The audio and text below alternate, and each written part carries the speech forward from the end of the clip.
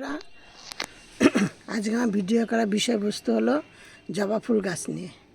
আজকে আপনারা দেখুন আমার গাছে কত জবা ফুটেছে এবং এই জবা ফোটার মানে কি দিয়ে আমি এত সুন্দর জবা পাই বা এত গাছ ভর্তি কুড়ি পাই, আমি এই সব নিয়ে আজকে আমি আপনাদের সাথে মানে আমি কি করে পাই সেটা আমি আপনাদের সাথে শেয়ার করছি। দেখুন কত রং বেরঙের জবা ফুটেছে, কত সুন্দর সুন্দর জবা। এই যে ফুলটা দেখুন,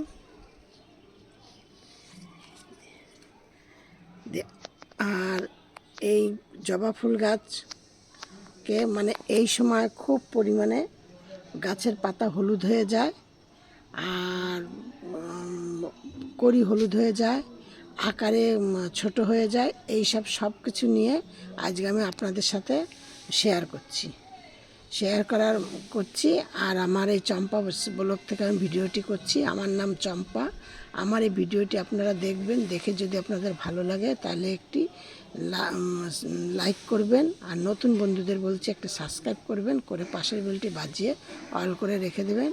আর নতুন বন্ধু পুরনো বন্ধু সবাইকেই বলছি একটা করে মানে ভিডিওটি দেখে একটু শেয়ার করে দেবেন।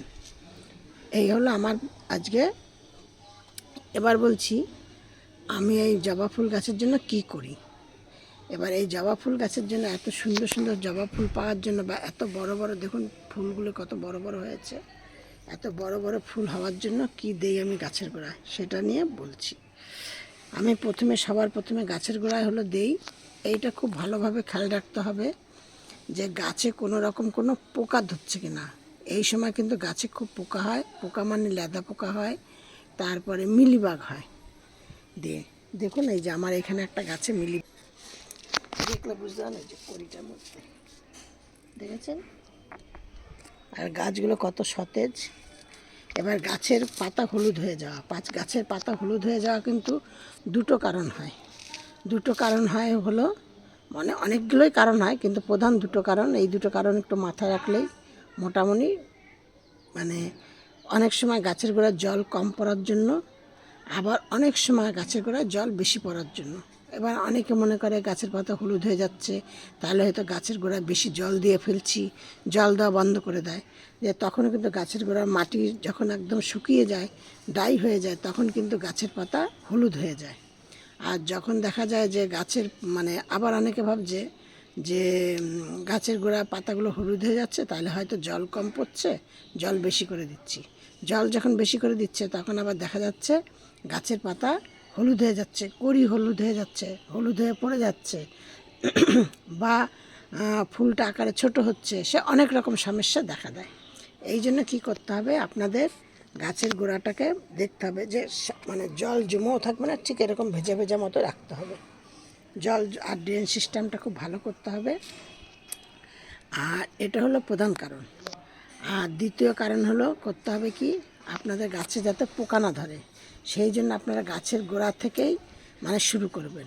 গাছের গোড়া থেকে শুরু করবেন বলতে কি বলছি আমি কথাটা, মানে গাছে যদি গোড়াতে যদি মানে পোকা না হওয়ার জিনিস দেওয়া যায় তাহলেই তো অটোমেটিক আপনার গাছের সেই পাতাতে ডগাতে কড়িতে কোথাও তো পড়ি যাবে না।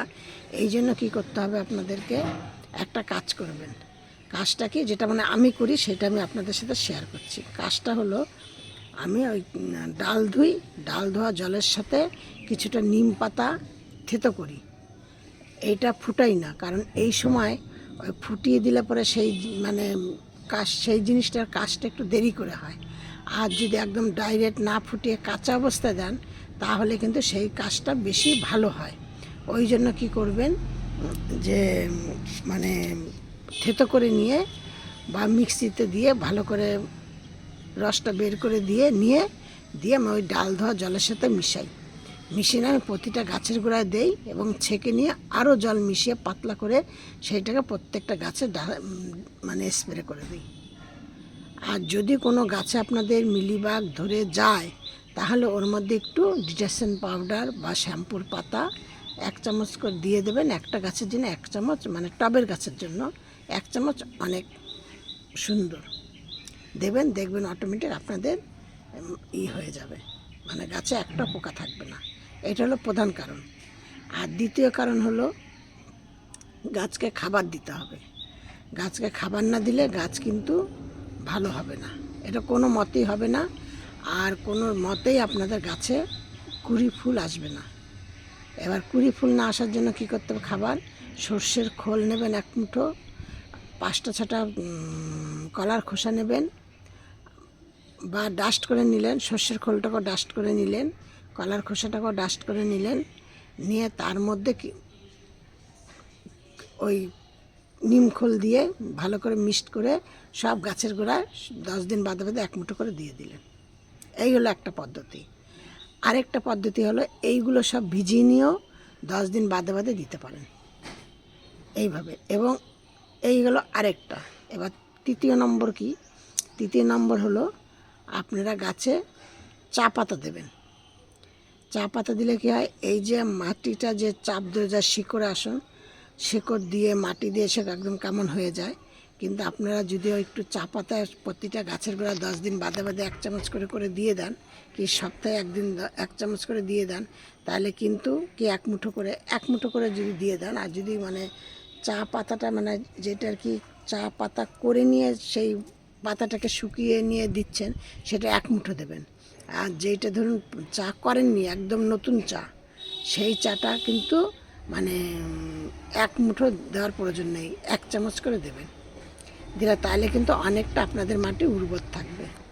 মাটি যদি উর্বর থাকে তাহলে আপনাদের গাছও মানে শেকড়ের বৃদ্ধি হবে, আর শেকড়ের বৃদ্ধি হলে গাছ সুন্দর হবে, ভালো থাকবে। এই হলো গিয়ে তৃতীয় নম্বর। এইটা কিন্তু সপ্তাহে 1 দিন 2 দিন মানে দেবেন আর কি।